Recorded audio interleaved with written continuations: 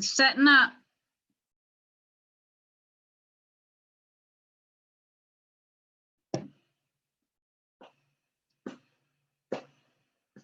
Remove those, Chris. All right, we're live. We're live. Good morning, everyone. It's Rita Marie, Nicole Marie, and Robert House coming at you live this morning for our second Bible study. And Robert decided he wanted to join in, and we're going to behave, right, Robert? He says, good morning, everybody. He's waving at y'all. So our topic is on fear, and it is in the Bible app. It's called, hold on one second, Fear is a Lie. I'm sure y'all know the song Fear is a Liar. It's one of Robert's favorite songs. And so we chose this topic because of some of the fears that Robert's going through, that I'm going through, that Nicole is going through. We all go through fear. So everybody introduce yourself this morning. Nicole. What'd you say? Oh, good morning. Say hey, everybody. Robert, say hey, everybody. And let's get started. Okay. So, fear of loneliness. These days, we are more connected than ever before. There has never been a time in history where the world has been connected as we are today. We can instantly reach people on the other side of the world, and we can communicate with friends and family on all kinds of social media platforms with WhatsApp, Snapchat, Facebook. Most of us know Facebook, we're on it. Twitter, Instagram, and the list goes on. Communication tools like this have many positive aspects. However, these social media tools can also increase our fears and insecurities. On Snapchat, we see the party that everyone's at, except us. I didn't read that right. On Facebook, we see everyone else living the dream. Holiday after holiday, celebration after celebration. But we're just going through the motions of life. On Instagram, it seems like all our close mates are dating, getting engaged or married, which just continues to fuel our loneliness. We will face this fear of loneliness at some point in our life. And when we start to feel like we are the one being left out, it's easy to think that our emotions would be changed if only the external situation changed. That is, if we were invited to parties, we would feel fueled, or we would feel included. If we had some holidays, we would feel happier. If we got married, we would feel more secure. But the truth is that changing external circumstances won't truly change us. It is only an inward transformation that can do that. The older I get, the more I realize there is only one person who can complete any of us, and his name is Jesus. No matter how much we try to be sociable, at some point we will encounter the fear of loneliness if we are not in a relationship with Jesus. This is because when we place our lives in God's hands, we will never walk alone wherever we go. No matter what we've done and regardless of our behavior, God will never turn his back on us. As today's passage says, God will never leave us or forsake us. Of course, we would continue to be social people, but we do so from the place drawing confidence from Christ within us rather than from the people who surround us. We don't need to endure a lonely life. We can enjoy an abundant life in God and his family. Now, the scripture reading on that this morning is Deuteronomy 31, and I read from the Message. So I'm going to read the Message version. I'm going to let Nicole read the version that she reads. And Robert can't see right now, so I will, in turn, also read for you the King James Version, because that's what he likes. So the Message version says, Deuteronomy 31:6, Be strong, take courage, don't be intimidated. Don't give them a second thought, because God, your God, is striding ahead of you. He's right there with you. He won't let you down. He won't leave you. Okay, Nicole, what's your version? Be strong and of good courage. Do not fear, nor be afraid of them. For the Lord your God, he is the one who goes with you. He will not leave nor forsake you. Okay, and then the King James Version, what version was that? The New King James. Okay, so the King James Version says, be strong and of good courage, fear not, nor be afraid of them. For the Lord thy God, he is that doeth go with thee, and will not fail thee, nor forsake thee. And see, that's where I get confused on the King James Version, is all the these and the thous. I know what they mean, but when I'm reading them, it like doesn't sink in as well. So I believe that all the versions are good in some way, shape, or form. Okay. And I'm going to talk a little bit about my fear, and then I'm going to let Nicole talk about her fear, and then we'll let Robert talk about his fear. My fear, especially with relationships, and since the topic in here was about relationship, I'm going to start with that. With relationships is the fact that I have been in 3 marriages. I had a real good relationship with my dad growing up, and he was my world. I made him my everything. And that is a very worldly thing to do. Okay. And even though when I was younger, I had Jesus in my life, I didn't really know who Jesus was. The only thing I knew and I stood on for so many years was John 3:16. For God so loved the world, he gave his only begotten son, and whoever believeth him shall not perish but have everlasting life. Okay. And that stuck with me all my years. The only thing that was right here all those years, and I didn't realize that he was drawing me nearer. You know, that verse would pop up and it was like he was drawing me nearer, but I was continually backing off because I wanted to be like my dad. I wanted to do and have everything he had. And there came a point in life that I grew up. I was a rebellious child. I was always going against my parents, doing things I shouldn't be doing. And they were trying to lead me in the right direction. Okay. Now, we didn't go to church a lot when I was growing up. When I was real young, we did. We went to a Presbyterian church. I was christened. I went to a Presbyterian school or Catholic school. I wanted to be a nun growing up. There's a lot to this story, and I won't go into detail, just little bits and pieces. I sang, I danced, and back then I wanted to sing and dance for the Lord. You know, I wanted to become a nun. And then over the years, all the things that happened in my life, sexual abuse, physical abuse, emotional abuse in my marriages, and just in different life situations. Okay, I'm not going to go into detail. Brought in a lot of fear. So I had all this fear and doubt in my life. And my dad would always tell me, can't, never, could, do, nothing.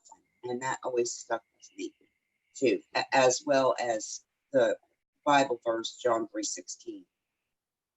And even now it sticks with me. When I have nothing else to hold on to, it seems like I hold on to those 2 things. But where I have confusion and the fear comes in is the fact that my earthly father is not anything but a physical being, okay? But yet he's the one that raised me. He guided me in the right way to go.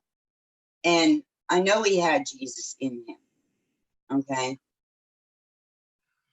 He believed in something greater than himself. So if he believed in something greater than himself, he believed in Jesus. Whatever you want to call him is what you want to call him.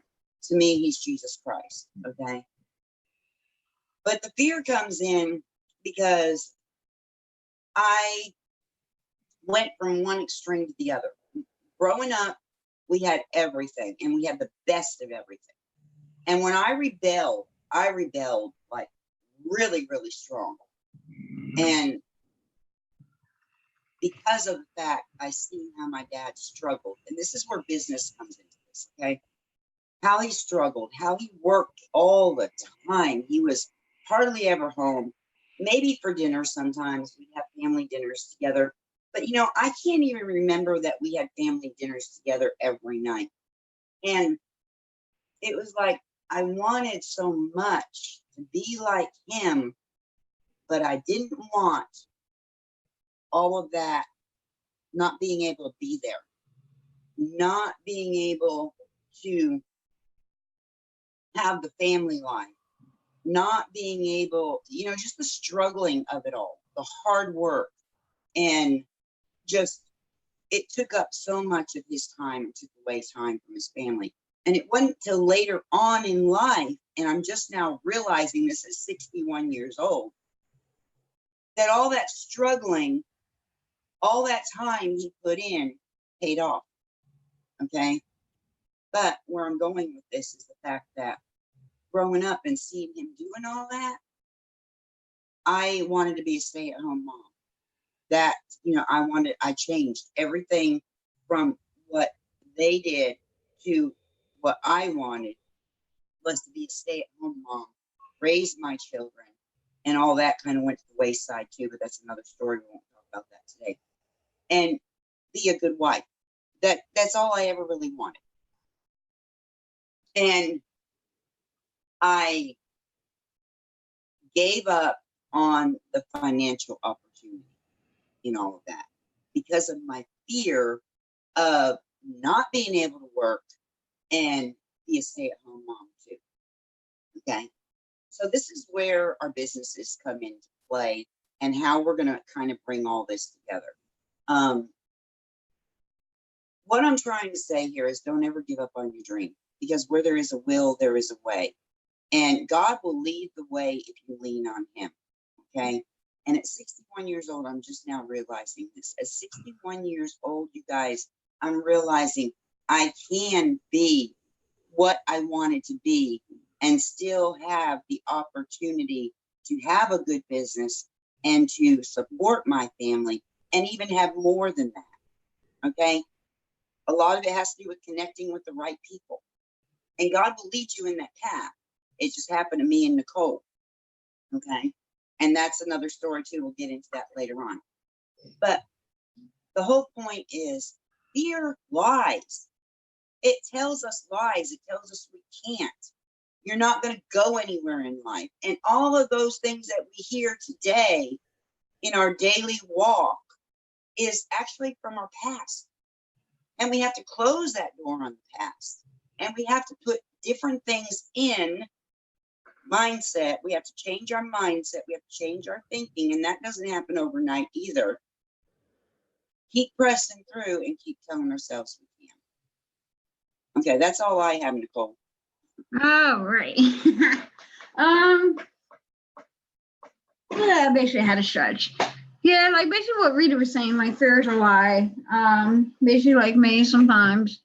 Growing up, you know, I always felt like see other people have, you know, like bigger, better things and this, that, and the third. Then I was always told like, oh, you won't be able to do this, you won't be able to do that because of the physical like limitations that I got wise and stuff. And fear will put all them things in your head. Like fear will make you feel like, oh, you'll never be good enough for nobody. You'll always be lonely. You'll never amount to anything. Like fear would just keep putting more and more and more lies in your head. But you got to tell your brain, like, not to believe all them lies. Because the more you believe the lies, the more you get depressed. The more you won't want to do anything. Amen. Amen.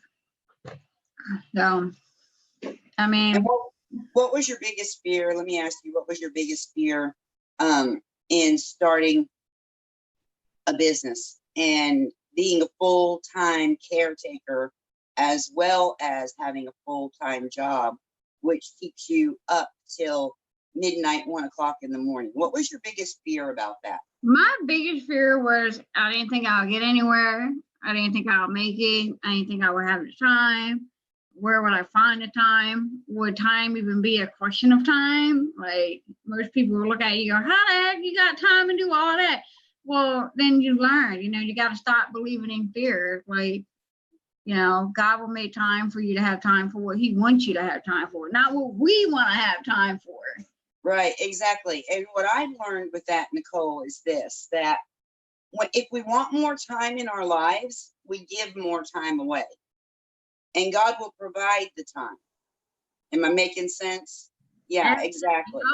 And us working together as a team like we do, sometimes our times don't coincide with each other, but somehow, some way, God makes it work. Yep. And it all comes together. Whether or not it's at 1 o'clock in the morning, if we take an hour, to do what we need to do, which is what we plan on doing tonight, Yeah. And then we sleep or however many hours. I usually get 6 hours. A lot of people need more than that, so you got to kind of look at that too. But it just works. When God is in the middle of your life, the center of your life, and you allow him to work in your life, everything just comes together. It's like the verse says, seek ye first the kingdom of heaven, and all of this will be added unto you. Seek ye first the kingdom of heaven. Put God first in everything. Help other people first, because that's putting God first. Whatever we do in life, whether it's we're doing our dishes, whether I'm taking care of Robert, whether Nicole's taking care of her grandmother, whether she's going to work, whatever she's doing, if she does it as she's doing it unto the Lord, she's doing it for God, everything else comes together. She's seeking first the kingdom of heaven. She's seeking first Jesus in her. I'm seeking first Jesus in me. And that's how it all works, you guys. Okay. All right, Robert. So what is your biggest fear right now? Right now in your life, with what's going on with you, what is your biggest fear?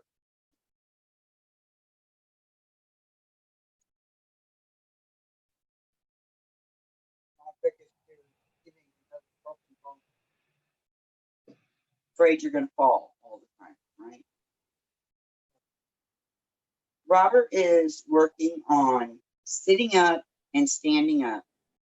And he is so fearful of falling right now that it's hindering him. Okay. So on a daily basis, we have to remind him that it's okay, that God's got him. And we even have to say, remember who Jesus is. He's really trying hard and he's making a lot of progress. If y'all watched his video yesterday, he is all over this bed. He's turning himself. He's still having a problem with his bladder and things like that. He doesn't have a lot of control over it. Body function, period. Sometimes he just doesn't have the control that he would normally have. But it's coming and it takes time. And he presses on. He keeps going. He knows that God's got him. And he's not willing to give up. Did I state that correctly? Yes. You're welcome. And sometimes he has a hard time explaining things too. So I take the time to talk to him and listen to him. And I can kind of put the pieces together and I can speak for him. So that's one of the things that Nicole, Robert, because Robert is included in this, and I have going on. CreateYourFutureNow.org. If you go and check that website out, we are all a part of that website. And it's about building up people and changing lives and sharing Robert's journey and sharing our journey and good nutrition, just about living a balanced life. and putting it all together. And in sharing our life situations, I believe, and Nicole believes, that we can help other people and encourage you to keep going no matter what. Nicole, you got anything else to add to that? No, I think that pretty much sums it up. You All right. right out of my mouth. Let's count down, and you know what we're going to do. 5, 4, 3, 2, 1. Create your future now. Bye, guys.